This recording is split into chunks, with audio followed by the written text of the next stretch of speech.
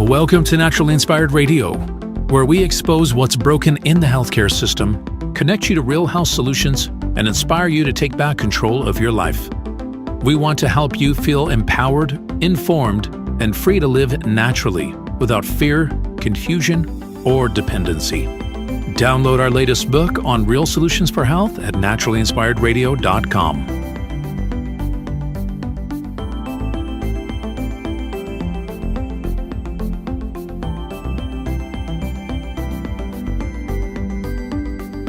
Naturally Inspired Radio is a nationally syndicated show broadcast on over 100 radio stations, online platforms, video channels, and podcast feeds. Follow us on your favorite platform today, hit that like button, leave a comment, and engage in our special live stream chats, Monday through Friday, 3 p.m. to 5 p.m. Mountain Standard Time.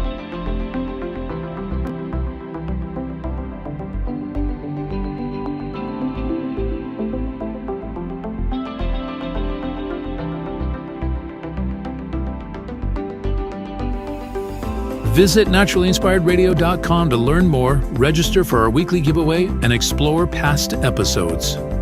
You can also connect directly with Tammy, follow her on all major social media platforms, and discover more about our featured guests and trusted radio partners.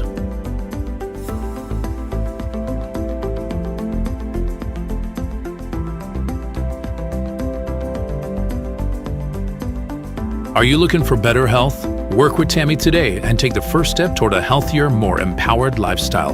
Schedule your complimentary 30-minute lifestyle assessment to explore personalized guidance on nutrition, movement, toxin-free living, and natural beauty without pharma. Get started now and discover Tammy's preferred health products at naturallyinspiredstore.com or text Tammy directly 720-303-8868.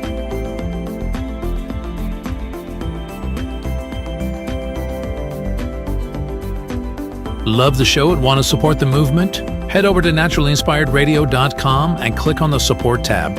There you'll find all the ways you can get involved. Join our Naturally Inspired community, become a preferred customer, attend one of our amazing live events, get your backstage pass for exclusive access, and connect to all things naturally inspired. Thank you for tuning in today. Now sit back, relax, and enjoy the show. What's becoming more and more obvious to me all the time, and this was predicted decades and decades ago, the antipathy between technocracy and the political structures of the world is just over the top. Technocracy hates political structures. They want to get rid of them. Yep. And one way to, well, there's a number of ways to do it. I mean, just unleash the Marxist, unleash Extinction Rebellion, whoever, the destroyers of society, release them. They'll do a good job of tearing things down. Right. But there's also this unmistakable effort in our country to break down our electoral system. Yes. And that does destroy faith in government to the point where you want to throw all the bums out. Mm-hmm. Mm-hmm. And that would suit technocracy perfectly. That's what they want. Yeah. All the bums out, get rid of them. And they will just take over. They, the fixers, will take over and fix us. Today on the Naturally Inspired podcast, Patrick Wood is joining us. Patrick is a leading and critical expert on sustainable development, green economy, Agenda 21, 2030 Agenda, and historic technocracy. He is the author of Technocracy, The Hard Road to World Order, Technocracy Rising, the Trojan Horse of Global Transformation, and the co-author of Trilaterals over Washington. Wood remains a leading expert on elitist trilateral commission, their policies, and achievements in creating their self-proclaimed new international economic order, which is the essence of sustainable development on a global scale. An economist by education, a financial analyst, and a writer by profession, and an American constitutionalist by choice, Wood maintains a biblical worldview and has deep historical insights into the modern attacks on sovereignty, property rights, and personal freedom. Such attacks are epitomized by the implementation of UN policies such as Agenda 21, sustainable development, smart growth, and in education, the widespread adoption of common core state standards. He is a frequent speaker and a guest on radio shows around the nation. His current research builds on the Trilateral Commission hegemony, focusing on technocracy, transhumanism, and scientism, and how these are transforming global economics, politics, and religion. I hope you enjoyed this episode of the Naturally Inspired Podcast with Patrick Wood. I want to thank you so much for being on the Naturally Inspired Podcast today. I have learned so much from you. I have listened to a ton of your interviews and read a lot of your things, and you've helped me understand technocracy. I, a year ago, thought that was a new term. I'll be honest. I did not know the historical origins of it. So I wanted to bring you on today so that I could help my audience understand, because within this chaos, if you can just try to understand where this came from, the evolution of it, and how we got here today, I feel like it grounds people better. It certainly helped ground me in understanding it. So I want to get started today talking about what is technocracy first off. Well, technocracy defined itself as the science of social engineering. This was back in the 1930s. And by the way, the questions that you sent me show me very clearly that you've been listening to some of my videos and stuff, and maybe reading some material. I could tell. So you wouldn't get that information for the questions anywhere else. But technocracy was actually crystallized in 1932 at Columbia University, New York City. Scientists and engineers in the heat of the Great Depression figured, hey, we can do better than this. And they thought capitalism was going to die anyway. So they created a brand new economic system. They called it technocracy, for lack of a better word, I guess. And what it entailed was controlling all resources. They figured the price-based economic system was fatally flawed, would never fly, was going to die and forever stay dead. That didn't happen, of course, but they thought it was.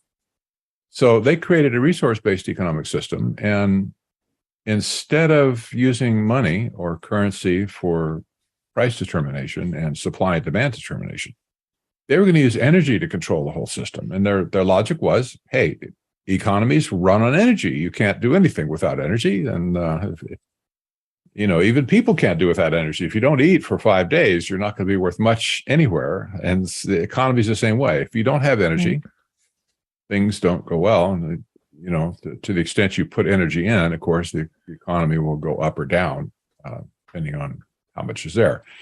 So we can see this today so clearly with the energy crisis that's going on. This has been brewing for decades again. In fact, they tried this very same energy crisis in the early 1970s when there was gas lines, cars around blocks, gas prices went up, the gasoline went up 4 or 5 times, just almost instantly. Right. And today we have pretty much the same thing. It's an engineered crisis. There is no energy crisis. There never has been an energy crisis. It's a created crisis in order to drive control into their hands. And if these technocrats can control energy, they get control over everything. And of course, energy is, why are people saying that food shortages are coming? Well, because the farmers can't buy diesel. It's so expensive now. It's over $6 a gallon. They can't harvest they can't harvest the crops they have, and they can't plant the ones that they want to plant because they don't have enough diesel. And so they say, oh, lo and behold, there's going to be food shortages all over the world. Well, yeah, really. Okay. Why are there food shortages? Because there's not enough energy. It's just that simple. Yes. And the sanctions. So, of course, we hear in the mainstream media that this is all Putin's fault, right? This is all Putin's fault, driving up the cost, and these sanctions are what we need to do. But he's really circumvented that, hasn't he? Well, he has. And, he had the upper hand from day one. And, when you see, like at the circus, when they have that act and they have dowels and they put plates on top and they spin them, and the guy tries to, or whoever it is, could be a woman too, I suppose, but they try and see how many plates they can get spinning at the same time. And they hold one on their nose and one on their arm, feet or whatever. When you see certain plates spinning in the world at the same time, it's an act. You know something's going on that is just, you need to look further. Of the major things that technocracy has always wanted to control, food is one, energy is another, and money, monetary system is a third. All three plates are in play right now. They're spinning like crazy. And there's probably a couple of other smaller plates that, related to the whole thing. Yeah, that's a great point. Russia has all the energy it needs. It is dominating the entire hemisphere over there. Mm-hmm. They have everything they need. They will never lack on energy, and they have been a net exporter of energy to all of Europe, to the extent where now that they're shutting it off, Europe is just going through horrible, horrible times. Right. Food is the same thing. They are the largest exporter of wheat, for instance, in the world. They have no problem. They have all the energy to grow the food. They have all the food they want. Mm-hmm. They could be a net exporter to the entire world right now, but they've chosen to, no, we're not going to do that. We're just going to kind of hold up here. And in the meantime, they're cutting back energy to Europe, which starves Europe. Like the Ukraine right now is going through a huge farming crisis, agriculture crisis, because they don't have the energy. Plus, they have a war going on, and that doesn't help either. Right. But you see all these plates spinning at the same time, and you go, okay, there's some big thing going on behind the scene, and it doesn't have anything to do, per se, with who has more tanks or who has more bombs or robots or whatever. I don't think that's it at all. Right. Well, and the sanctions are hurting who the most? Us. That's exactly right. We're the ones getting all Russia has done is said, well, that's fine. You're going to sanction us. Go ahead and bring, your money to the Russian banks in rubles, yes. And they can avoid sanctions completely. I don't think most people know that. Yes, they don't.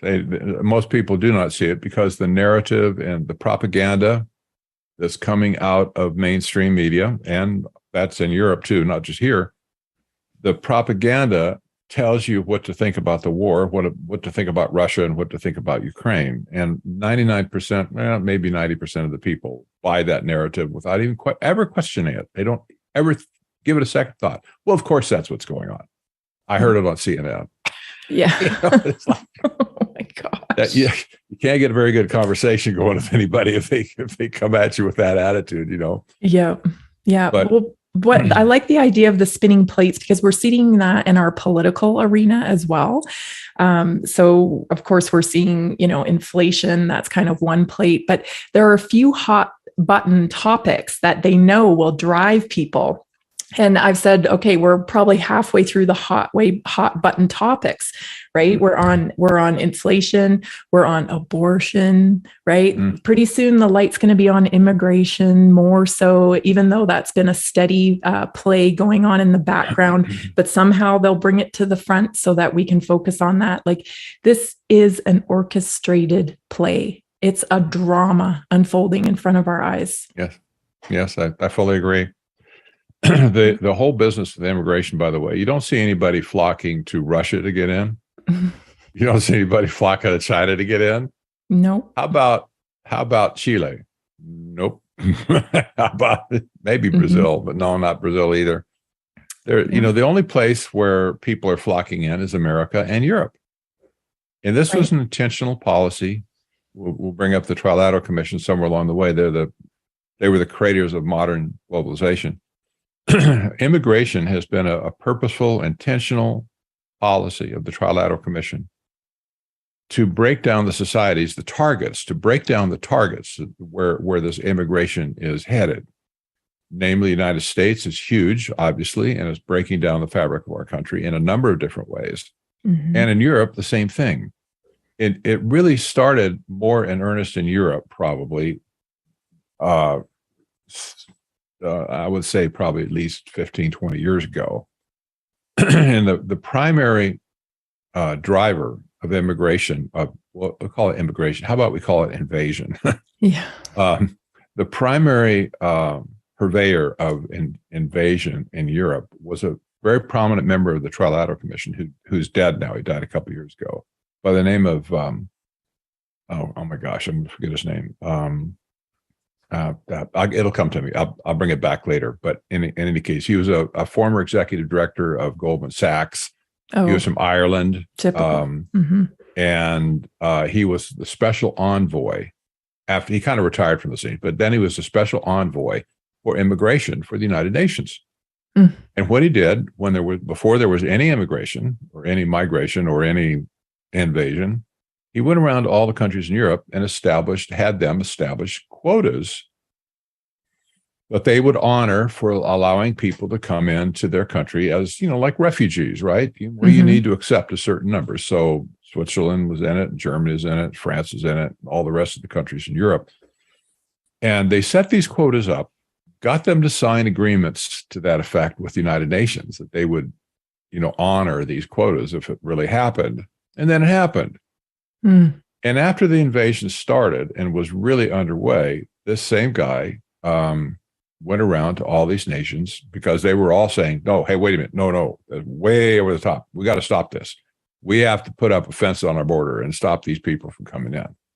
Well, the United Nations sent the same guy out again and went and beat up the nations. The governments of the nations says, no, you must honor your quotas. You must not pull your quota down. You must not build the wall around your own country, et cetera, et cetera. And they conned them or forced them into keeping the borders open as more and more people were pushed into their countries. And basically, it destroyed the fabric of several countries, totally destroyed it. In France, there are so many areas that nobody will go because they're completely taken over by Muslim radicals. Right. They won't. People won't go there. Food delivery people won't go there. Police won't go there. Military doesn't even want to go there. And they've almost like carved out a little niche of France for their very own homeland. Oh, it's and this is happening in America too. The same thing has happened in America. There's some cities like, up in Minneapolis and around that area that are just heavily Muslim. Yep. And some places, again, like Europe, there are some places in these larger cities where there has been a major Muslim population. They refuse to integrate into our society, and they essentially set up whole communities that just have nothing to do with America. They have their own legal system inside. They have their own financial system, and they will use America as like to get welfare and stuff like that. They'll use America. Right. But they want their whole to purpose destroy. then is not to integrate, it is to segregate within. That's right. That's exactly right. Yeah. Now we've seen this. The only reason I bring this up is we see this policy of immigration. This is a globalist policy to tear down the structure of society, the fabric of society. This has been a goal for decades and decades, and it's never changed. And that's just one thing, of course. There are many other things that have happened that have tend to destroy the fabric of our country. But that's a big one. And people are really upset about it all across the country. They're just bloody upset. And the whole energy thing, that's definitely a big thing too. This alternative energy industry has just virtually destroyed every country it got into. Europe right now is reverting back to coal, believe it or not. I think the whole narrative over there is going to fall apart before they're done. Unless they want to freeze to death next winter, they're going to start reauthorizing their coal plants to fire up again, which would be good, I think. And we may have that same thing here. But here in America, where we were totally energy dependent when Trump left office, we had everything we needed. We were in beautiful shape. The Biden administration shut down energy production. They elevated all this other stuff, the alternative fuels and windmills and solar panels and that sort of stuff. Trashed our electric grid basically because of it. And now that we are all of a sudden not only energy dependent, but we're dying from the gas prices, from the oil prices, from the heating prices. I mean, you just wait until winter hits again in America. It's going to be chaos if something doesn't change. But in the meantime, while we are known in America to be able to produce as much oil as we could ever possibly consume in 500 years for less than $50 a barrel. Yep. $50 a barrel, one way or another. And that's just virtually unlimited energy. And Trump proved that with his policies to open up the floodgates of our own energy production. But now, as our energy, oil is up around $120+ a barrel. Gasoline, as we know, is up around $6 a gallon across the country, and people are just absolutely dying over that. you've got this, all of our energy prices now have just gone through the roof. So instead of opening up our own oil again for $50 a barrel, our president, I use that loosely, Right. the destroyer in chief, goes to Saudi Arabia and begs them to sell oil to America for $120 a barrel. $50 versus $120 a barrel. And we wonder what's wrong in America right now. America's being destroyed by these people. This is not just an incidental idiot who, said, oh, I want to go get my oil from the Saudis. No, it's not that at all. This was part of the program from day one, that they would destroy America with all these various policies. Mm-hmm. And they're just about complete. Yeah. And if you aren't for cheap energy, then you are not for poor people. Right? Yes, I know. And it just kills me that these people are supposed to be all about inclusiveness and, helping give a hand up to people. I'm sorry, but if you aren't for cheap energy, then you are not for helping poor people. Yeah. Yeah. This is so disingenuous. I almost hate to use this analogy. It just popped into my mind, but America is like a battered wife right now. I know where you're going with this. It's so true. And it's like this. The man in charge says, oh, I love you, honey. I really do. You have to trust me on this. And then, okay, the wife turns around and she's walking off, and bam, he sucker punches her from behind. Yep. But I really love you, honey. Yes. Wow, right. Again, it's like it's abusive relationship. The propaganda that comes at us says, oh, our government loves you so much. We're going to take care of you. We're going to safety, protection. We're going to do all these things for you. Good economy. We're going to cancel student debt. I don't care whatever the heck they say they're going to do to sucker us into thinking that they are our friends. And when you turn around, it's the old sucker punch right in the head that drops you to the ground. And you say, where did that come from? See, this is what's happened with energy. This is what's happened with the border. This is what's happened with election integrity. And you could go on down the list and pick all these things. The war is against destroying our government, but destroying the people who created the government.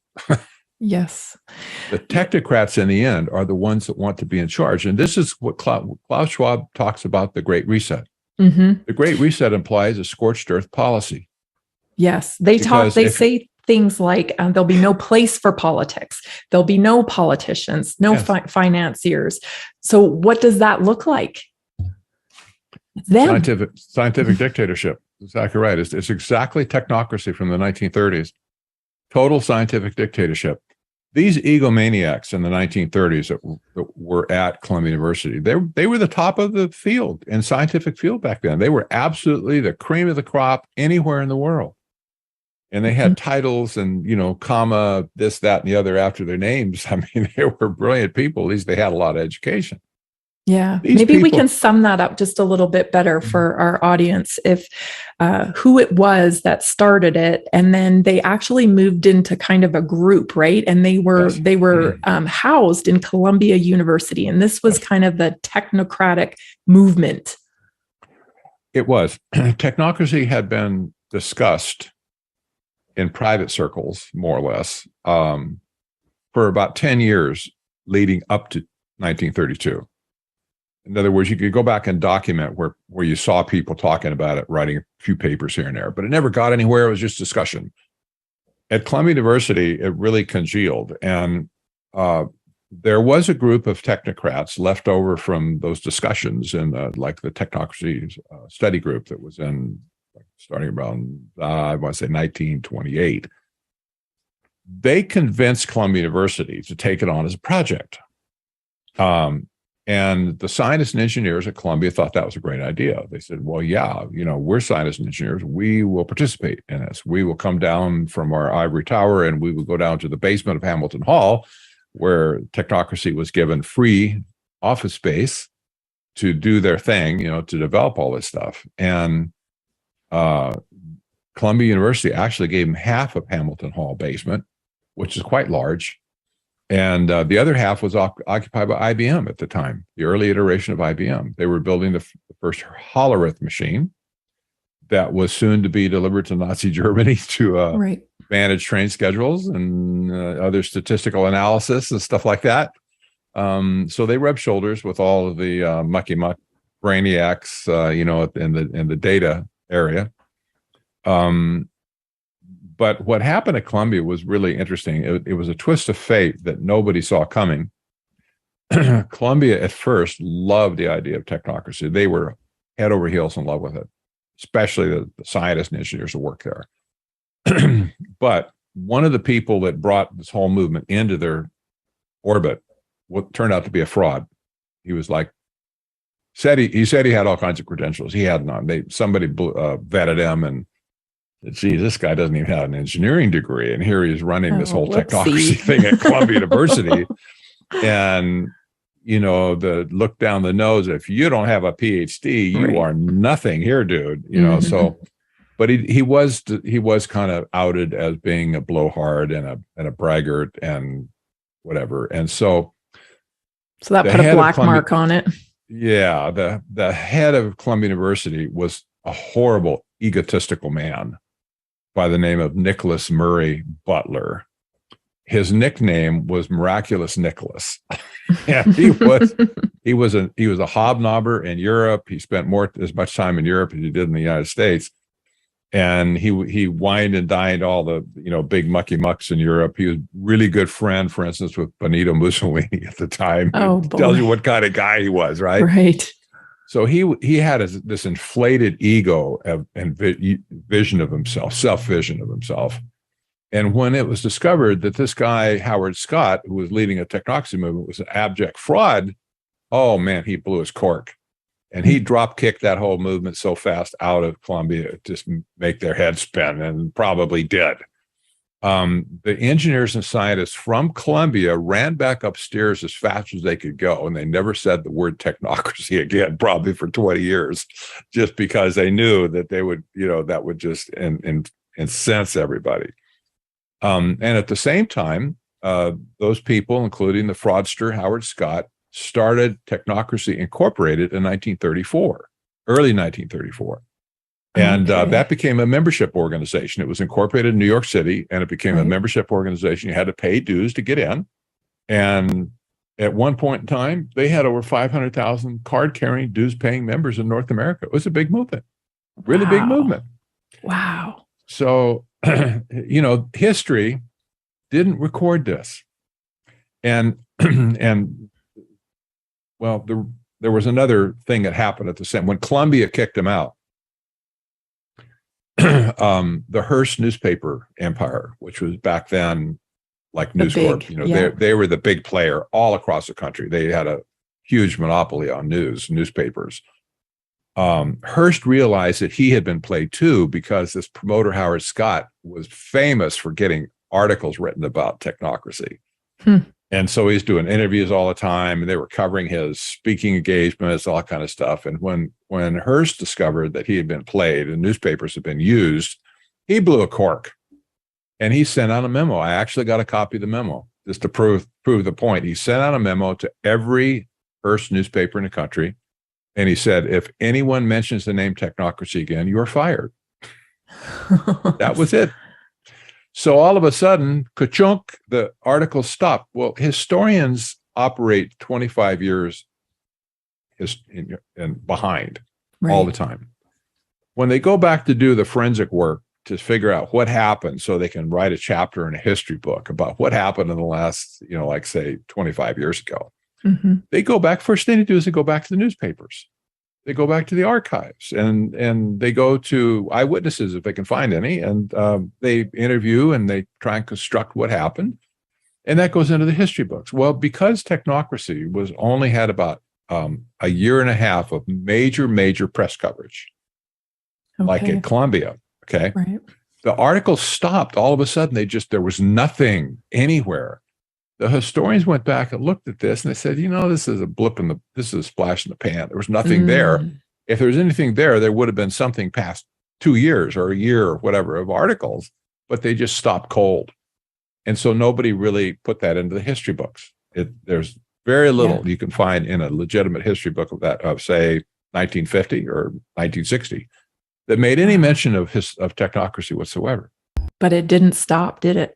Oh my gosh, no, it didn't. Not only did it not stop, it was kind of like that nuclear submarine that goes under the water and can just stay down there as long as it wants to. And it did.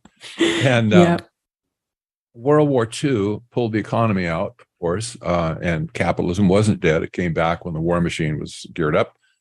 And so during the 50s and 60s, life kind of went on. Everybody, kind of thought, well, this is all good and life's going on. But in the meantime, a prominent professor at Columbia University in political science by the name of Zbigniew Brzezinski became a very famous strategist later on.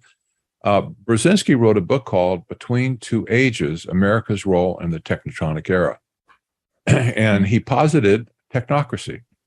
He said, okay, but we're between two eras. That means there's an era behind us, there's an era ahead of us, and we're in the middle of one right now. So the title says between two ages, but that really implies 3 ages, if you can follow my math here. Yep. It's not hard, right? So he was writing from the perspective of the middle age. And he said the future age is going to be a technotronic era, not the one we have then, like a 1970 era. And as a caveat to that, I just want to, just a quick caveat, I want to say that Brzezinski's daughter, because people have a hard time wrapping around their head around, how did we get here? Certainly everybody can't be in on this. What do you mean by that? You must be a conspiracy theorist. Well, this is generational. And so many people, I think, don't realize that it's just like you or I were raised with a certain set of values. These globalists also raised their children with a certain set of values. And we see their children every day, and we have no idea that this is the link to them. So Brzezinski's daughter is on Morning Joe on CNN, right? She's Micah Brzezinski. That's right. Mika baby. Yes. Yes. And so many people don't realize, like, how could all these people be in on it? Well, it's a family thing. They're just going along with their values they've been raised on. Yes. So I'm sorry to get off track there, but I didn't want to forget about that. I know, that is incredible. Well, Brzezinski's book caught the eyes of David Rockefeller, in any case, the big money guy back then, Chase Bank, and the Rockefeller oil fortune. But Rockefeller was looking for something new to do besides just banking and whatever. As a banker, he knew that there was going to be a finite end of money someday, because that's just the way the math works out. So he's looking for something different. And Brzezinski caught his eye. And the Rockefeller family had a long history with Columbia University anyway. So it's not like they were strangers to start out with. They were always doing things together. They gave tons of money to Columbia University for different things.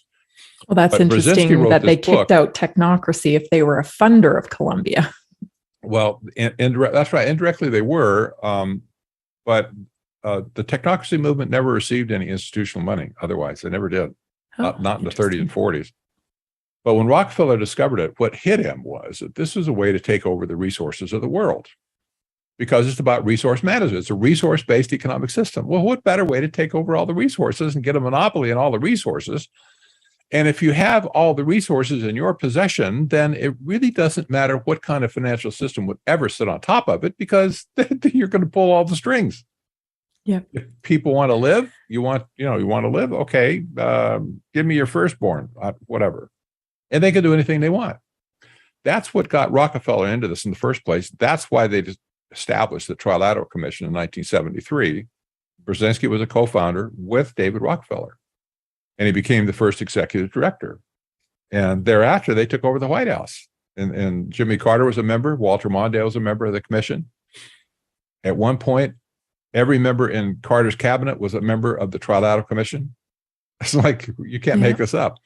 They captured the White House, but it was not for politics. It was not for the sake of politics. And they said that back then. We questioned them. They said, no, we don't want anything to do with politics per se. What they were after was control over the largest economic engine in the world. That was the United States. Yeah. So, historically then, looking back, by the time the 90s came along or 2000 came along, and I started to really do some analysis on, well, what did that really mean? We found out that 9 out of 12 of the U.S. trade representatives appointed after 1974 were all members of the Trilateral Commission. Well, those are the ones that write the trade agreements. Right. And 6 out of 9 of the World Bank presidents were members of the Trilateral Commission. And yeah, what's coincidental? just coincidental. I had an interview with one of these guys from the Trilateral Commission back somewhere around 1980, and we questioned him on this. Well, so how come is it? It's kind of rhetorical, but how come it is that you only have like 90 members from the United States? And 1/3 of them show up in the Carter administration. How come that is? It's a good question, right? Yes. And this megalomaniac had the nerve to say to me, well, we just have exceptionally good people in the Trilateral Commission. And, people look for talent, meritocracy sort of thing. They look for talent. We got it. What a bunch of egotistical, I just can't imagine. But this is the attitude. Yes. That they've had all along. They're better than everybody else because they are scientific. The science is settled. Yes. And honestly, the attitude in the 30s and what we see now with people like Fauci and these medical people, the World Health Organization, CDC, and so on. The reason we see this attitude so consistently is because they worship science as their God. And their God can't be wrong. They just will not admit their God is ever wrong. So science is their God, and they are the priest that ministers to the God and brings the oracle of science back down to us peons, right? Right. And this is such a head trip for most people to get their, we would call somebody like that, if you knew somebody like that in your life, let's say, neighbor, a friend, a family member, you'd immediately call them a narcissist. Right. It's all about them. They can do no wrong. Mm-hmm. You must be doing wrong. If there's something wrong in the world, it's you, not me, that's causing it to happen. If there's something wrong in our relationship, it's you, not me, because I'm perfect. Right. And you're screwed up. See? Yeah. This is their attitude. So when an Al Gore, for instance, talks about climate change and says, the science is settled. Mm-hmm. In his mind, it's like, well, we have determined with our, it's really pseudoscience, but we have determined with our scientific model that the science is settled. There's no need for discussion. Right. What would you want to discuss? What do you need to take it to Congress for to discuss? There's nothing to discuss. The science is settled, and we have it, and we're right, and we know we're right. And you don't know we're right, but we're telling you we're right. Therefore, there should be no political discussion, no otherwise nosy reporters asking questions like I might, and you just shut up, okay? Just shut up and sit down and go away. Right.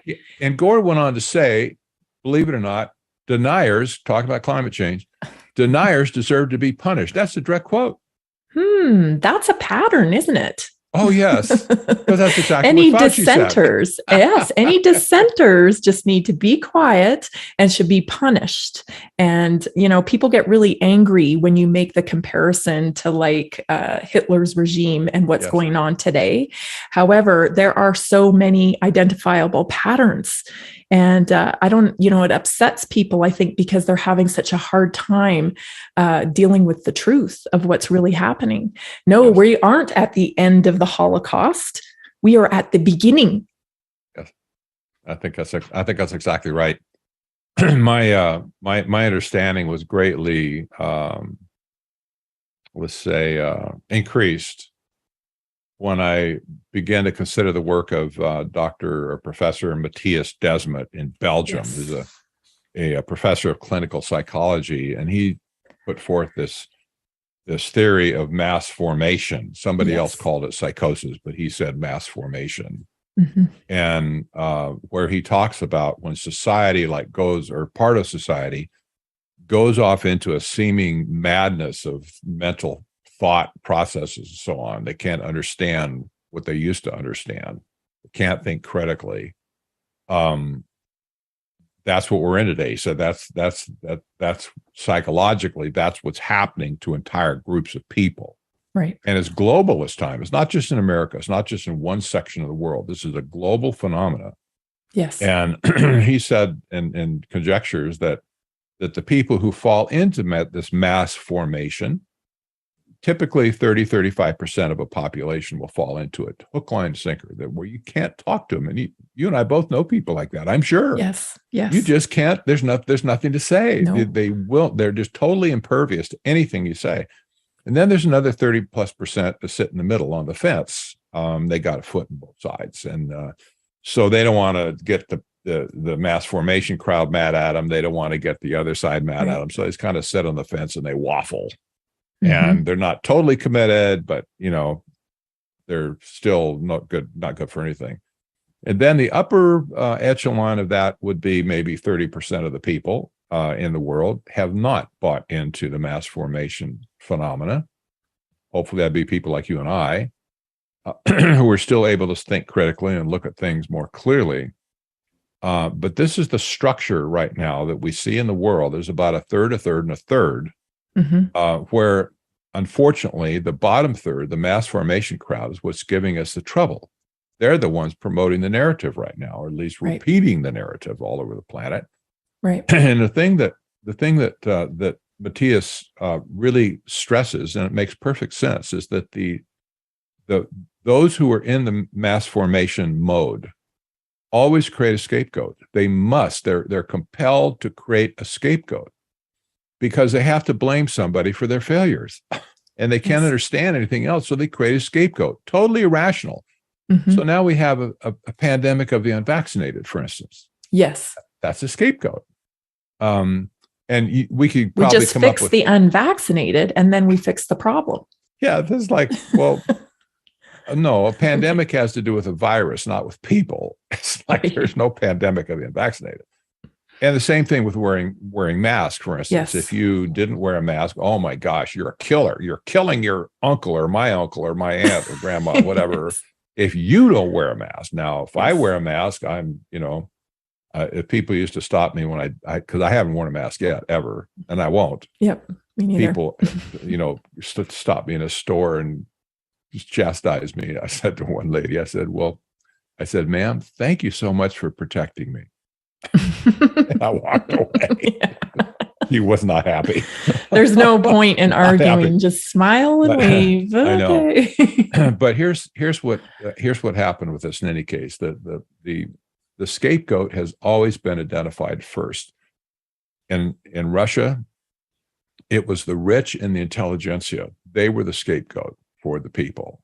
They were the ones causing all the problem. They were the first ones to be shot and killed during the revolution. And in Nazi Germany, you had, of course, the Jews, but you also had blacks. He hated blacks. You had all the invalids, the cripples, and the mentally retarded people. And he hated gypsies too. Yes. Oh, dang. Get rid of those gypsies, man. They're really bad. Yeah. So the scapegoat became this group of people. And you saw the same thing in the Holodomor in Ukraine in the 30s, where all of a sudden the farmers were set up to be the scapegoat, and they took away their seed. They took away their farm equipment. They couldn't grow seed, and hundreds of thousands of people starved to death in short time. So there's always a scapegoat. Cambodia had a scapegoat with the killing fields back, decades ago. Well, here's what Matthias brings forward, and I'm convinced this is absolutely true. He said the only protection or the only pushback against mass formation is free speech. Yes. That took me aside because I'm executive director of an organization called Citizens for Free Speech. I never thought of this before. He said, it's free speech. I got to look at this now. Seriously. Right. And he said, because of course, Europeans are culturally sensitive to genocide. They've had several. and they understand it. Grandma and grandpa pass stories down. Yes. It's very real.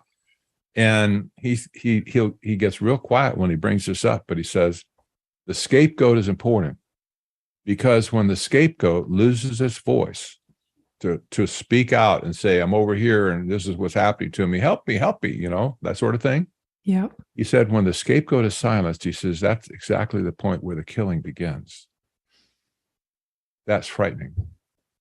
That's frightening. And there has been an attack in the United States on free speech. That's a whole nother track, by the way, like energy and money. And free speech has been under intense attack, especially since COVID began. This little podcast has been censored extraordinarily. And I'm still at a, loss for words when I see people like Russell Brand, who talks largely the same amount of things. I back everything I say up with articles and with other, pieces of literature, and he's still going strong. And my little podcast, I'm kicked off YouTube. I'm kicked off Twitter.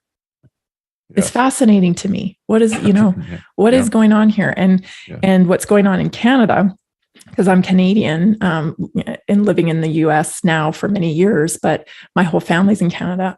I'm just blown away by the censorship there. Yes, it is amazing.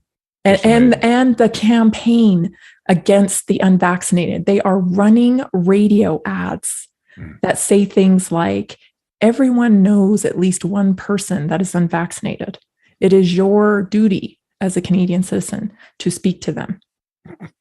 It is nuts. Absolutely nuts. And for the large part in British Columbia, they're buying in. Yes. I know. That's mass formation. Mm-hmm. Mass formation has to have a scapegoat. So anybody else that suggests a scapegoat is like they all jump on it at the same time. Oh yeah, that's it. Right. Never mind that all the body of evidence shows that these ridiculous shots do not stop transmission. Yes. They injure a great deal of the people who take them. There are side effects beyond belief, irreparable damage. Our disability rate is going up. We have insurance agents coming forward saying, listen, we can't continue at this rate to pay out. All of these types of things. There's so much evidence, but still. There really is. And back in when Rome fell and burned to the ground, eventually, the scapegoat back then were Christians. They blamed the Christians, and I think we're headed there. There was a run up to that in persecution of Christians. They just out of the blue say that, but the Christians have been under persecution for a long time as being the problem with society. There were stories that floated around that those in mass formation believed back then that said Christians drink the blood of babies. They sacrifice their own children, drink their blood. And of course, they're horrible people. They're Satan worshiping people, whatever. And the furor got so bad that when Rome burned, they blamed it, and Christians ended up being put on torches, crosses and stuff up and down the Roman road, because they had no voice at that point. They couldn't speak. Today in the modern world, where we look at all the means of communication, we have the internet, we have newspapers, we have radio and TV and stuff like that. Podcasts now too, that's a great thing. But those who are in mass formation, they identify the scapegoat, okay? And by and large, we are the scapegoat right now. But they identify the scapegoat, and then those who are in mass formation seek to silence the scapegoat. In other words, they can't let them speak out because they would tell the truth. So they try to silence the scapegoat. And this is why Desmond gets kind of worked up over this, because all the efforts of censorship around the world today is not to silence anybody else that's just off the wall crazy, that really needs some fact checking done on them. Right. They're only after those who are part of their self-defined scapegoat. And that's you, and that's me. And that is so clearly demonstrated when we now, there's no regulation on porn. for goodness sakes, right? Yes. You can demonstrate porn in front of a group of young people in these parades and whatnot, and it's totally fine. Totally fine. But we can't question actual data. Right. That's right. This is a historical pattern. This is not like it's not like it's just us. No. That doesn't come out quite right. It's not that it's just us. This has been a historical pattern going back centuries, probably. Yes. And maybe and millennia. That's why it's so important to understand the history. Yes, it is. It really is important, because this didn't come out of nowhere. And this agenda has actually been in play for a very long time. They didn't want separate countries. Mm-hmm. You know, the globalists, they've never wanted this. They've been attacking this dynamic for, decades and decades. Yes. I should probably read a paragraph out of my book here, if I can find it real quick. Please do. Is this? I'm looking. Okay. Is this from Technocracy okay. Now? I'm looking at Technocracy: The Hard Road to World Order. Back in the day when the Trilateral Commission was founded, there was a scholar, one of the original founding members of the commission, by the name of Richard Gardner. I forget what university he worked for. He's a prominent academic. And he wrote this article for Foreign Affairs magazine called The Hard Road to World Order. And both Anthony Sutton and myself, he was my co-author and researcher on our work on Trilateral Commission. He wrote this article, and we pegged it immediately as being kind of a manifesto, sort of the Trilateral Commission, because he was a member, and this is how they worked. They wrote these academic articles, and then somebody over there said, that's what we're going to do. Right. And so let's all go do that. And so it was kind of self-referencing rhetoric. But anyway, Richard Gardner wrote this article, and he said in it that the problem that we faced as global elitists was that our frontal assault on the world had failed. They had tried several ways frontally to get their way and to create a new world order, and nothing worked. And so he was complaining, we need to start something new. And so he wrote, in short, the house of world order will have to be built from the bottom up rather than from the top down. It will look like a great booming, buzzing confusion, but an end run around national sovereignty, eroding it piece by piece, will accomplish much more than the old-fashioned frontal assault. See, they declared, we have suffered death by 1,000 cuts ever since. Yeah. Chip, chip, chip. Little here, a little there. They took the long approach this time. Instead of just doing it bang right in your face where people reacted too much, let's just take our time and let's get a long-term strategy to do what we're going to do. And this is how we find ourselves. Yeah, that's right. We're worn down. Right on the World Economic Forum yesterday, I was reading an article from 2016 where it's eight ways of the world in 2030, and so much of what we've already talked about is in these 8 ways. One of them was that the Somalian refugee of today, and this is 2016, is tomorrow's U.S. leader. That is right there. And the first one is that there'll be no products anymore, only services. So you will rent everything. You will own nothing. And of course, there'll be a group of people that dissents from this paradigm, and there'll be swaths out in the rural areas, is what it says. And basically, the language is that they'll push us completely out. There'll be 2 societies. That's right. Society will be divided in half, the haves and the have-nots. They will be the haves, and we all will be the have-nots if they get their way. Yes. That's why Klaus Schwab has said, by 2030, you'll own nothing and be happy. Mm-hmm. The first part is true. The second part is total speculation. I don't think anybody's going to be happy, honestly. But they try and gaslight us into thinking, you will be happy. See, this goes back to the battered wife syndrome. Yes. Yes. You will be happy, sweetheart. Yes. And That's a cold hard. So I've always had an interest in change because I help people with nutrition and health situations, trying to make change to have a better health outcome. And so I've always been interested and studied what it takes to change. And what I've come to understand is that when the pain of not changing becomes greater than the pain of changing, that's the breaking point. Yes.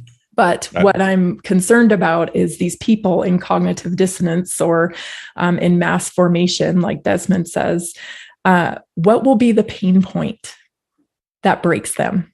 Yeah. Because we're getting really scary here. Yeah. Boy, aren't we ever. Well, you see things like inflation, the price of gas going up and stuff.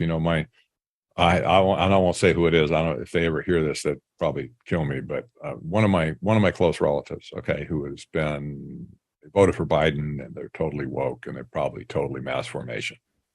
This person said to my wife the other day, and we can't talk to them about anything, nothing at all. But somehow the discussion of high gas prices came up, and how expensive groceries are, and this person volunteered. First time I've ever heard such a thing come out of their mouth. They volunteered and said, maybe I voted for the wrong person. Wow. Okay, that's big. That's huge. Yes. I mean, I don't know where it's going to go, but I mean, that's a huge revelation. Maybe that person was why we're where we are right now. Right. I do see and hear a whole lot more talking about registering as an independent. Yes. Which is a step. Yes, it is. It's a step in the right direction. Right. I want to talk a little bit about the UN and the sustainable development, this Green New Deal, and what that really means. Yes. Number one is pure technocracy, just straight out of the 1930s, purely. It's control over all resources, and it's using energy to control it. This is self-evident now. I don't even need to explain this anymore. Right. They say it's about they're going to control all the resources. When Klaus Schwab stands up, you're going to own nothing and you're going to be happy. Somebody has to own stuff, right? Yeah. Somebody's got to regulate it, control it, dole it out. Own it, who's going to own it, for crying out loud? Nobody ever asked that. They don't get past the end of their nose to say, well, gee, who's going to own all that stuff? Is it going to be, I don't know, it's going to be General Motors, or, is it going to own all the stuff? Well, of course, you're not going to own it. That's the point. They're going to take everything away from us, and they will control it, and they will turn everything into a service and rent it back to us. That's right. This is what Klaus Schwab is all about, and the World Economic Forum. And by the way, the WEF is intricately woven into the United Nations. Mm-hmm. It's all over there. They're so tightly interwoven that you really can't distinguish the difference anymore between the two of them. They totally promote each other, and the WEF especially promotes all United Nations policies, all of the 17 SDGs, goals, the Sustainable Development Goals, every cockeyed policy, the World Health Organization, all those things. They are completely locked into the United Nations. Yeah. So, if the WEF says something, we can bet that it's compatible with something at the United Nations. I don't care what it is.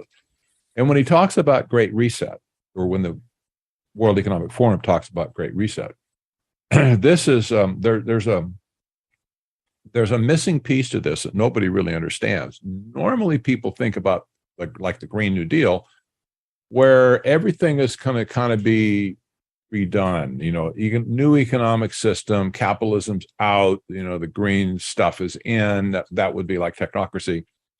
and they crow about creating this new world order that will be completely different than the old, and yet somehow they will be in control of it, etc. So, got new economic system over here, new societal system, no politicians need apply. It's just going to be them controlling everything.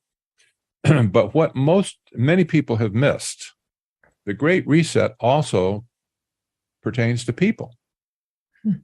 And they are in process of implementing transhumanism on a global scale to change the people of the world genetically, to change the people of the world to be suitable to live in this new system that they have, that they're calling the Great Reset. So the Great Reset really has two parts: society and people. There's a parable, a biblical Bible parable that talks about putting new wine in old wineskins. You don't do that because new wine expands and old wineskins are stiff. They're hardened, right? They've already reached their maximum. And so you don't do that. You put new wine into new wineskins. And if we could compare this, what we're talking about here, to the World Economic Forum, they're creating a new system, okay, a new wineskin, if you will, with society, into which you put new wine, that would be the people, and you'll have this new utopian system that will fit each other. So from their point of view, and I've seen this thinking in multiple places, so I know it's not just one off. In their view, their new economic societal system will not be complete without having reformed humanity 2.0. Right. Genetically modified. And so that's why we have the bum's rush right now, to get the needle into everybody's arm and to get the constant flow of both messenger RNA as well as DNA ultimately into the arms of humans globally, to create a new master, if you will, new template of humanity 2.0. The World Economic Forum actually talks about it in those terms, humanity 2.0. Yeah, hacking the human. Hacking him, that's right. Hacking the humans, that's right. Yeah. You know, I've got to pull up one other quote for you here. I didn't have this open, but I'm going to pull it up real quick here because it is so prescient. Uh-oh, I got the wrong one. Hang on a sec. Sorry about that. Let's see. Okay, try one more time. Only got two chances here. I'm going to get it. Okay, here we go. I want to go down to, just talking about, let's see here. Got to find the quote here. Yeah, here we go. During, let me back up just a second. I've got to tell a little bit of a story on this, I suppose. In 1992, when in Rio de Janeiro, where the Agenda 21 / Sustainable Development Doctrine was created, okay? Yep. That's where it came from. It was Trilateral Commission policy, by the way. The one who is the acknowledged mother of sustainable development is Gru Harlan Brundtland. She was the one that wrote the book Our Common Future, which became the Bible for sustainable development. She was a member of the Trilateral Commission from Europe. And she didn't write this. She didn't write Our Common Future on her own behalf. She wrote it on behalf of the Trilateral Commission. It was trilateral policy that they introduced the United Nations to for sustainable development and Agenda 21. But at the same time that Agenda 21 was passed, there was another track going on called the Biodiversity Convention.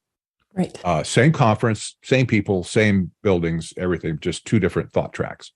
The Biodiversity Convention, by and large, was supposed to state, well, here's how we apply Agenda 21, which is the agenda for the 21st century. And so they were very tightly related, and this is where we get most of the sustainable development goals out of today, is out of the Biodiversity Convention. But there were some detractors to that policy, and they were there. They were eyewitnesses. They were not on our side necessarily, but they took exception to what happened, what they saw happening. And they wrote in a book a couple of years later about the Biodiversity Convention in particular. And this is what they said. It said the convention implicitly equates the diversity of life, animals, and plants to the diversity of genetic codes. By doing so, diversity becomes something modern science can manipulate. It promotes biotechnology as being essential for the conservation and sustainable use of biodiversity. And then they go on to say, this is shocking. The main stake raised by the Biodiversity Convention, and a pause, not a little stake, not a minor stake, not just a thought, but the main stake they saw raised by the Biodiversity Convention is an issue of ownership and control over biological diversity. The major concern was protecting the pharmaceutical and emerging biotechnology industries. Yeah. Boom. Boom. Yeah. This is where it started in earnest. This was a massive intellectual property initiative to take over all biological material on planet Earth. Right. And that's what we've seen, by the way. Seeds with Monsanto, insects with Oxitec, fish, pigs, sheep, corn, you name it. Everything Silicon on planet Valley Earth. tech stars jumping into biotech, like Eric Schmidt Yes. leaving Google, going into biotech. They're all in biotech because this is the future. Transhumanism. For them. For them, it is absolutely the future. So they intended in 1992 to take over all genetic manipulation of planet Earth. Anything that lives, they wanted it for their own. Yep. And so it became apparent when they talk about resource management, when they talk about, a resource-based economic system, it should come pretty quickly to you that you are included as a resource. Yes. You're part of the resources. They are not separate from you. You are part of the resource pool that they're talking about taking over. So we shouldn't be surprised then when we see the former chief medical officer at Moderna, remembering that's where they were the pioneers in messenger RNA, or especially for vaccines now. Yeah. Who never brought a product to market at first. Right. And it used to be, the name used to be Mode RNA, by the way. They rebranded themselves as Moderna, but Mode RNA, the capital M and the capital RNA, there you go. Right. RNA. What's in the shots? RNA. I won't give the whole long term because nobody understands anyway what that stands for, but you go look it up. So the chief medical officer of Moderna, and he resigned a couple of years ago to go do something else, but nothing good, I'm sure. But here's what he had written on his website. This was actually on the Moderna website circa 2017, I think, maybe. I had a snapshot of it going into the Wayback Machine to find it. I found it. Here's what he wrote. Now, remember, this is the chief medical officer of Moderna. This is not some mail clerk. Right. Quote, "We are actually hacking the software of life. We think about it as an operating system. So if you could actually change that, if you could introduce a line of code or change a line of code, it turns out it has profound implications for everything." That's a direct quote. You go, holy crud. Yeah. What? If you listen to some of these meetings, these boring, dry meetings, these health summits that they have, which I tend to tune into from time to time, they're painful. They're painful to listen to, but I force myself to listen to them so I can get the truth. They often use things like software or platform when they're talking about these mRNA shots. It's a technology to them. It never has been about health or creating safety, through health. It's never been about that. It's always been about the software, the technology, getting people online to the platform. They say it. I don't know how else to get to understand. Yes. They tell you that that's what it is. What a lot of people do not realize, and this what they call this, by the way, is convergent science. Convergence I haven't heard that is before. The word. Convergence. An acronym for it is NBIC.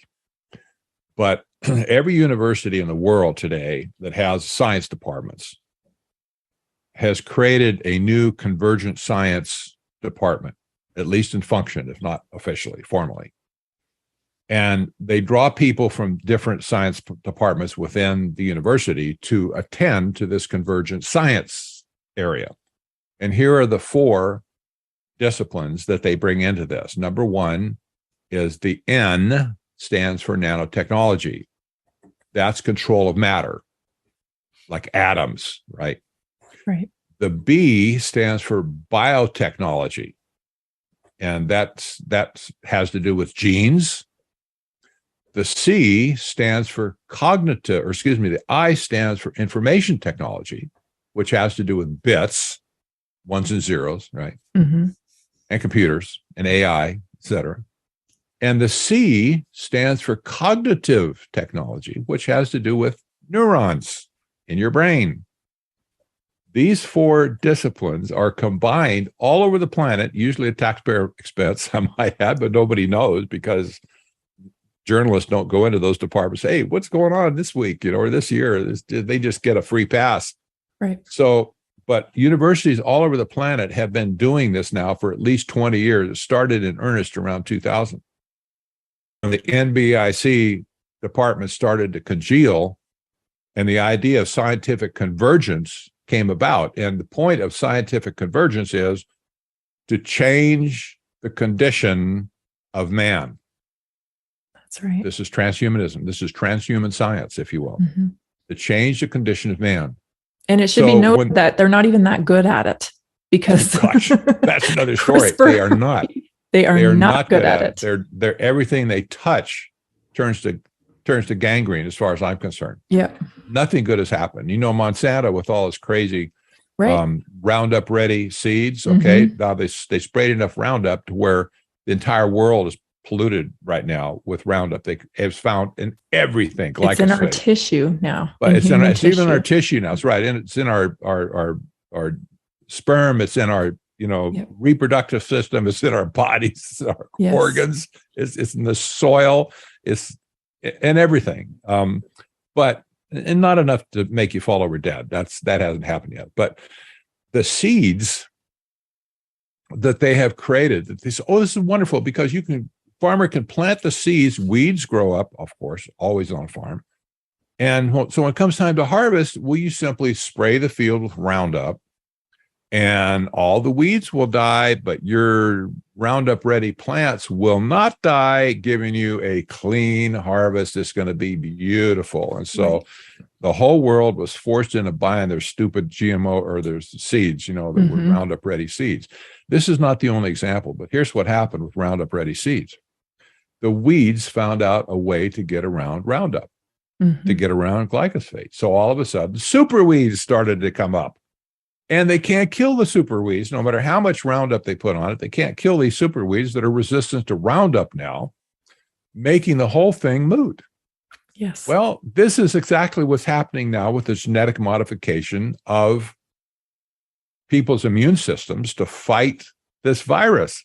That's right. Same thing. It's exactly parallel because it has put pressure to mutate. Because of the stuff that they're giving people, it puts pressure on mutations that would not otherwise be there to create even more virulent and more infectious stuff than what existed in the first place. It's absolutely correct. It finds a way around it and just gets worse, not better. And meanwhile, your immune system can no longer keep at bay things like herpes and, those types of shingles, Epstein-Barr virus, all the stuff that your body's been a trooper at keeping at bay for you your entire life. Yes. It is now not capable of doing. And that is why we're seeing people get shingles and we're seeing Bell's palsy and facial paralysis. It's because what your body could normally handle can no longer handle. Yes. And that should scare you. Yes, it really should. I noticed a story this last week that Justin Bieber has his face half paralyzed, right? Yes. And his wife, come to find out, had a blood clot just a few months earlier. And almost certainly both of them have been vaccinated one time or another. I'm sure they were. They attended the Met Gala, and the Met Gala was vaccinated only. It was highly advertised as such. Yep. So we can't concrete, they could have snuck in the back door or whatever, but it is, these are young kids. These are young, healthy kids in the prime of their life. They should not be having these kinds of problems. No. So, but all that to say is what happened with Monsanto experiment gone wrong is the same type of thing is happening right now with messenger RNA vaccines, or I loosely say that, the quote unquote vaccines. They're not. No. They're still only emergency use only applications. They have not been approved by the FDA or anybody else for that matter. Now they're giving the same thing to children. Yeah. 6 months and up. This is inconceivable to me. Absolutely inconceivable. Yep. Still based on an EUA. Yes. That has not been approved and no trials have been done. And I guess maybe you do or don't. I've been traveling with Dr. Judy Mikovits and Dr. Rainer Fulmish.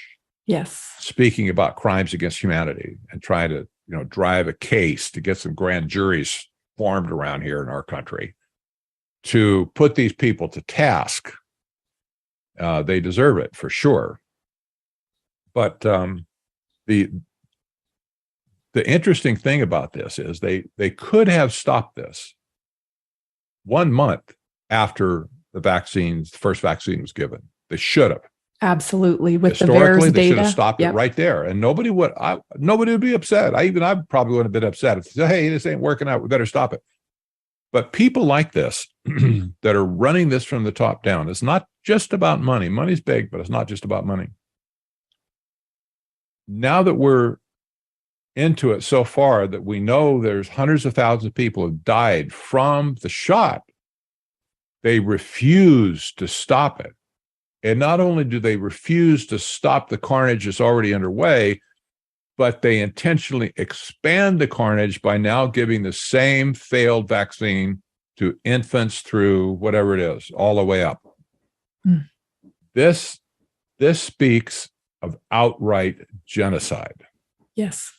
They could have stopped it. They're not stopping it. So what does that tell you? I mean, it just tells me they're putting the pedal to the floor to do as much damage as they possibly can do to the human race. Stopped. Yep. I agree. And all the evidence that's showing, like with the Shara family, I don't know if you know them, but they had a 19-year-old Down syndrome girl who was admitted for COVID, just mild symptoms. And the protocol the hospital gave killed her. And he is, Scott is her father on a tear, rightfully so, trying to get people to acknowledge that, illegal do not resuscitate orders were put in place. And this is a genocide against handicapped people, anybody weak that they see as weak. Yes. This is the same mentality you saw in Nazi Germany, again, just to make a parallel. The invalid, the mentally retarded, the crippled, and old. Anybody else that was considered too weak for any number of reasons, whatever, to be good contributors to the super race were put up for being killed or worked to death or something. And we still see the same kind of mentality as it is against the weak. But the people that have been killed, and this probably is okay to bring it up this way. We talked about the scapegoat, mass formation, the scapegoat, and so on. And when the scapegoat is silenced, that's when the killing begins. If you consider this, that the people groups who have been mostly killed by or injured by this have been the ones that have been silenced, the ones that cannot speak out. Old people, they can't speak out. Infants, children, they can't speak out. Down syndrome girl, she can't speak out. Right. And they quieted her voice. They kicked out her family. Yes. This has happened. This idea has been replicated a jillion times around the planet. Yes. And it's very disturbing. It's very scary, but also just it ought to give everybody that listens to this, your listeners, it ought to give them a sense of alarm that they've never had before. Yeah. This is not the time to sit back and drink beer. No. Sorry. And it is not the time to be quiet either. It's not the time to be quiet. It's not the time to be quiet. I want to talk briefly about China a little bit, because an interesting thing that I haven't heard a lot of people talk about is the fact that they did not take the mRNA vaccines. Yeah. What the heck? Right? Why is nobody talking about that, do you think? Yes. What are your thoughts on that? I know. I have long thought that there's, and I can't prove this. I'm speculating now. Time out. I'm speculating. Nobody hold me to this, but I've had the thought for a very long time that there has been open collusion between the people who created the virus in the first place and the people who created the vaccine. In other words, one knew about the other and vice versa, and there's some amount of coordination or cooperation between the creators and the vacciners on that. I don't know what that means exactly. I'm not spending a lot of time on it because it's not, it may come out time. Right. It may not. But what China is doing from the time they came out of the Dark Ages back in 1976, from the time they came out of the Dark Ages, China has been a technocracy. They morphed into a technocracy. By the year 2000, it was openly declared, like in Time magazine, that they were a technocracy. That's the way they roll. Right. So what they're doing with this, and here's a country that doesn't care about its people anyway. Right. They don't care about the Uyghurs. They don't care about, the protesters. They'll crush anybody if it doesn't agree. If they don't like them, they just crush anybody.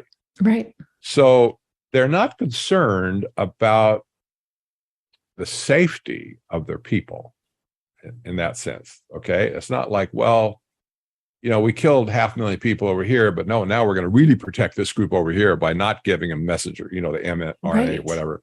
Right. I mean, that argument just has a bunch of problems with it. Right.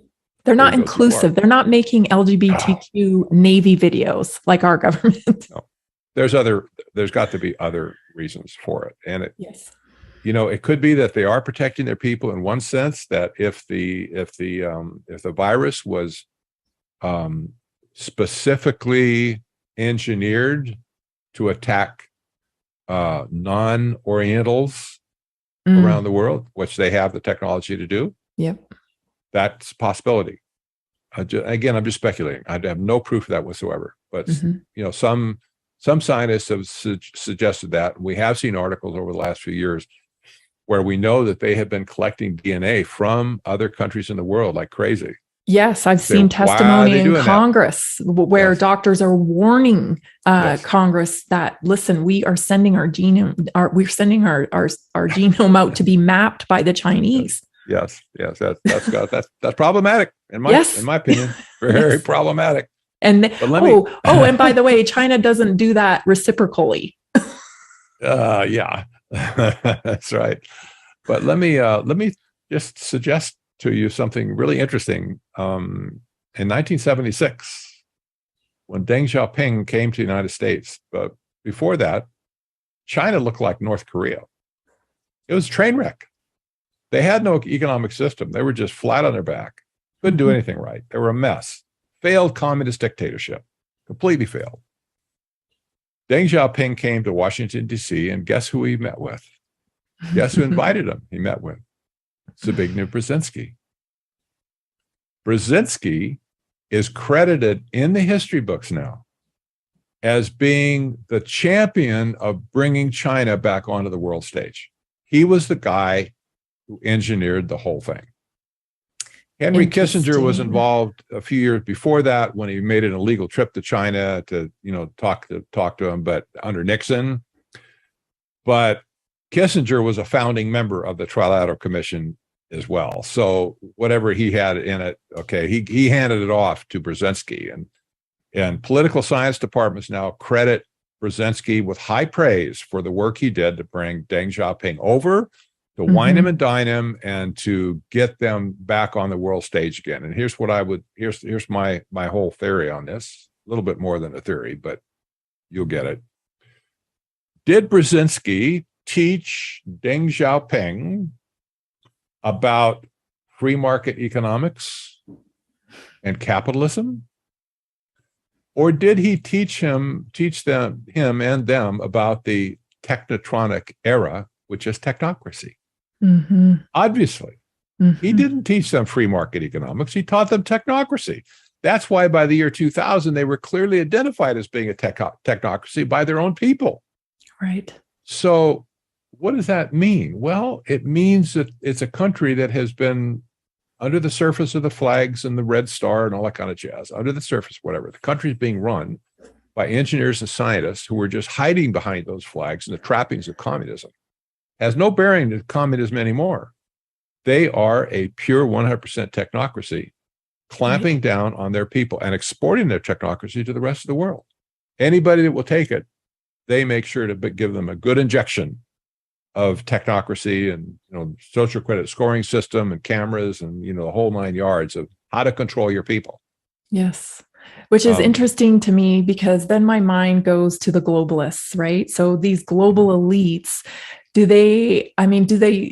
I'm torn. Do they understand that China wants to be the world power? They declare that all the time. Oh, yes. Has China been kind of like a paper tiger for the globalists to be able to test a testing ground? Is that what's going on there? Because the China hustle, there's a great documentary about the housing collapse of 2008 here in America and how they rebuilt the stock market on pretty much fake Chinese companies. And that was how they were able to bring it back. So again, these were fake companies over there. They'd go and visit them, and they're just crappy little warehouses with a few paper boxes there, right? There was really nothing there, but yet China's perceived as this global, growing, thriving economy.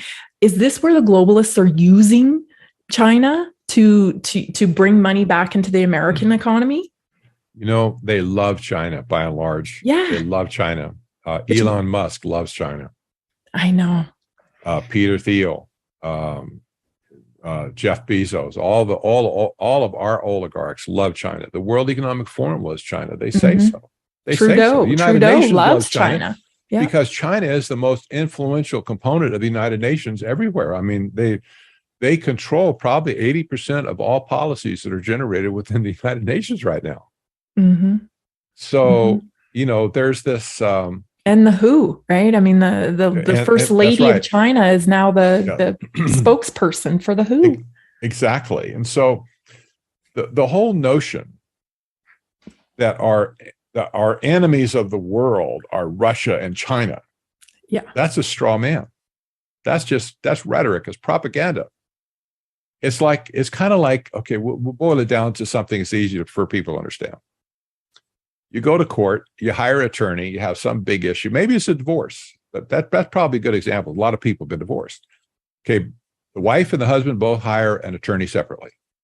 They go to court. Maybe they got some assets, children, all kinds of stuff. They go to court and let the battle begin. There's yelling and there's shouting and there's arguing and there's depositions and there's affidavits and it gets really bitter at the end. That it can't just settle this whole thing so easily. And so when the judge finally brings down the gavel and says it's going to be this way now, and nobody's really happy about it ever, right? The two attorneys who were just yelling at each other in court, calling each other names, you scumbag, you blah, blah, blah, you this, that, and the other. They walk out, and the minute they get into the hallway, they hug each other. Yeah. Hey, let's go have a drink. Everybody's seen that happen. I have seen it happen personally. Yes. And it blew my mind. I said, you can't, what? I thought you were on my side really doing something good. It was all a show. It was just drama. Yeah. And this is what we see in the world today. When somebody says, well, China hates us and we hate China and China loves North Korea and, whatever,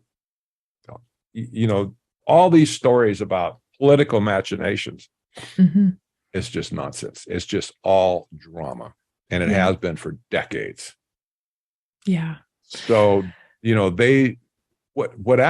big tech has actually done with us, the technologies that were illegal in America, things like cameras that spy on people, right? That was patently illegal 15 years ago. Yep. So what they did was they exported their technology to China. China perfected it. Now it's coming back. And nobody's complaining about it because, it's coming back from China for safety quietly. Now. And safety, because we have to be tracked for safety. That's right. That's right. So the laws have been kind of changed in the meantime, a little chip, and run around national sovereignty. And all of a sudden, all this technology is being re-imported back into the United States. Now it's legal. Now it's perfected. And now it's capturing us as well. It's all a fraud. The whole bit about divisions and our mortal enemies, whatever, is just total fraud. And if by chance we would ever get into a war with China, the United States would get in a war with China, just remember, the war is between governments, not companies. Big difference. Governments fight wars. Who's in control of the military? Only governments. The corporations of the world have always survived war. Oh, that's odd. Isn't that strange? Yeah, they've actually gotten bigger. I don't know how that happens. Well, families, children die. Corporations get bigger and stronger, and more regulation comes into play. One thing I want to mention about, these kind of technocrats is that, you may think transhumanism, oh, they'll never own me. But in actuality, they don't have to own your body. They don't have to put you in a prison anymore. It is more about being the gate holder, right? If they own the gate to the oxygen, you're going to pay. If they own the gate to the water, you're going to pay. And I think water is actually next. If you look at Bill Gates's track record and how he pines towards regulation to monopolize a marketplace, he's now working on, changing our poop water into drinkable water. And so you can expect that there'll be regulation soon that will only allow you to be able to drink recycled water, his recycled water. Mm-hmm. And so that's just an example of how they control the resources. This is how they do it. You can't patent something that naturally occurs in nature. And they do find caveats to that with the GMO seed. They just make the same seed. They just, tweak it a little bit, and now they can hold the patent on it. They are going to do the same thing with things that we need to live. Yes. Yes. And this is, I think it's already evident in many places around the world. I think it already is. Yes. That's why we're seeing so many suicides in India with farmers and things of that nature. I saw a scientific paper, actually.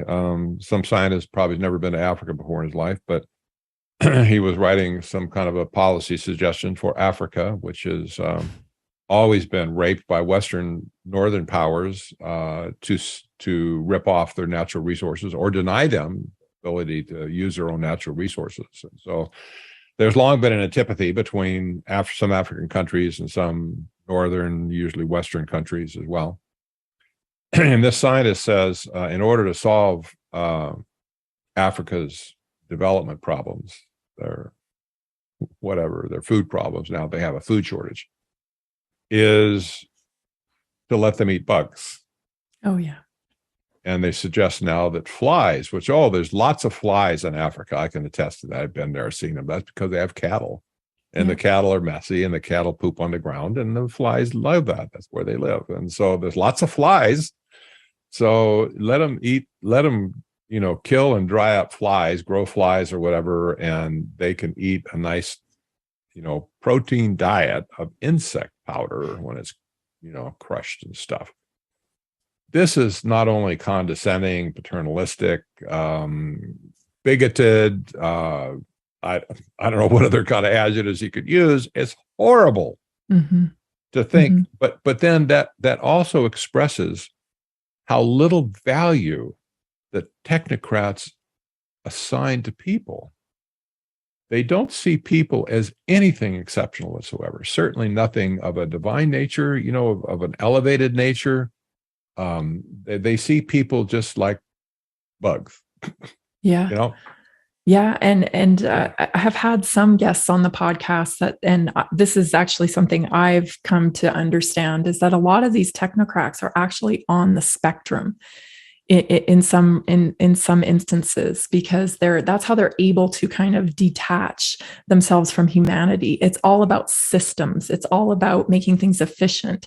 And so a lot of them actually, portray traits of like autism, because they don't get the messiness of life. Yes. They don't see the beauty in the messiness of life like we do. Yes, I know. I just wanted to I want to value your time, and I thank you so much for coming on today. This was a conversation I was really looking forward to, because as I mentioned to you before we started talking, I feel like I'm in a mental institution. So when I get a good hour in with somebody who understands and can teach me more about what's going in, I just get really excited about sharing the information. So thank you so much. You're entirely welcome. And I would encourage anybody listening to this, go online or go to technocracy.news and get one or both of my books. This is not rocket science. We're not talking about concepts that are so hard to understand that, you got to have a PhD to understand it. Look, I don't have a PhD. Okay. I'm just like everybody else. If I can understand it, you can understand it. The question is, do you want to understand it? And then will you understand it? Right? Yes. So I encourage people to get a book and read it. And if you don't like books, okay, get a Kindle, read it on your tablet. If you don't like tablet, okay, fine. Get the audiobook and read and listen to the audiobook when you're driving. Yes. Even if you can get it in 15 minutes at a time. Yes. Just do it. Mm-hmm. And there's also a number of videos and interviews and lectures and stuff I've done on the internet, various places, from Rumble to Gab. I mean, you name it. I don't know. They're all out there. Not on YouTube anymore. I got thrown off long ago. Yeah, so me too. we're in good company together here. We immediately can commiserate over YouTube. But there is no substitute for learning the truth, the reality of what's going on here. And like I said, it is not hard. I was an eyewitness to this stuff. I don't speak about this as I don't want to be condescending here at all, but I don't speak of this as somebody who just decided to do a research project 5 years ago, start, quoting whatever other people read. Right. I'm an eyewitness to this. 40 years. I've been doing this now, actually 45 years. Yeah. And I wouldn't even be here if it wasn't for my original mentoring with Professor Anthony Sutton.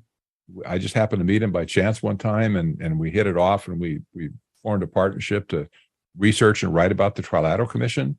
If it wasn't for him, I would know nothing on what I'm doing today. I never would have gotten this far.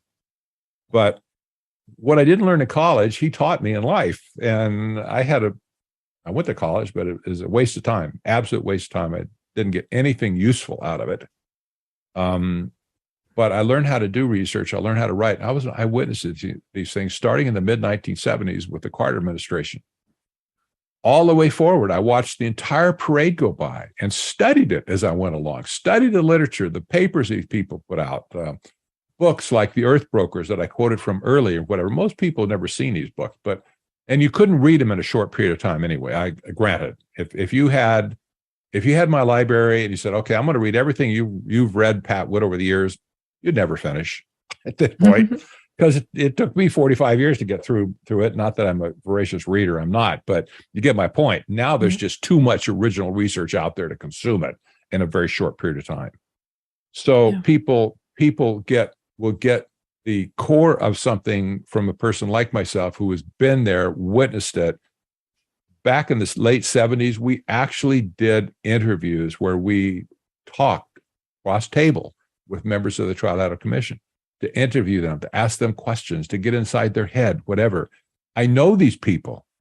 And so when I write books like Technocracy, The Hard Road to World Order, or Technocracy, The Trojan Horse of Global Transformation, my experience is all part of that all the way through. And if you want my eyewitness testimony, there it is, and a lot more stuff in it as well. So I just can't encourage people enough.